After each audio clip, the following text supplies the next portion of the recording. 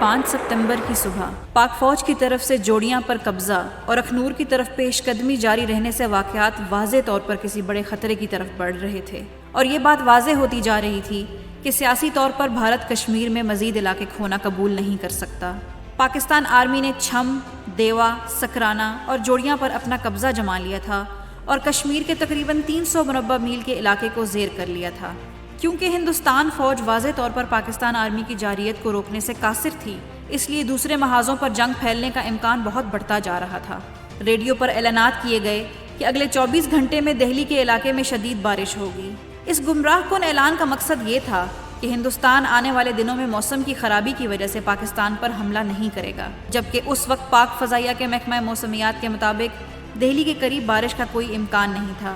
لہٰذا یہ خبر بھارتی فوج کی گمراہ کن منصوبہ بندی کی ایک کڑی تھی۔ رن آف کچھ آپریشنز کے بعد ہی پاک فضائیہ کی تیاری اور انتظامات اپنے پورے عروج پر تھے، چنانچہ پاک فضائیہ کی اعلیٰ قیادت اپنے جانبازوں کی تیاری سے مکمل طور پر مطمئن تھی۔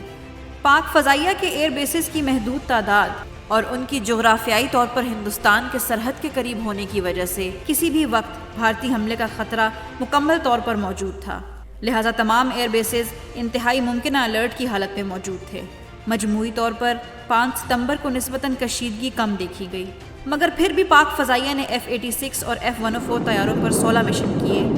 اس دوران ایک ہندوستانی جہاز کی موجودگی کی خبر پا کر پاکستانی F-104 کو علاقے میں بھیجا گیا۔ اس جہاز سے ہونے والے دھماکوں اور سپر سونک آواز نے امرتسر کے علاقے میں انتہائی خوف و ہراس پیدا کر دیا،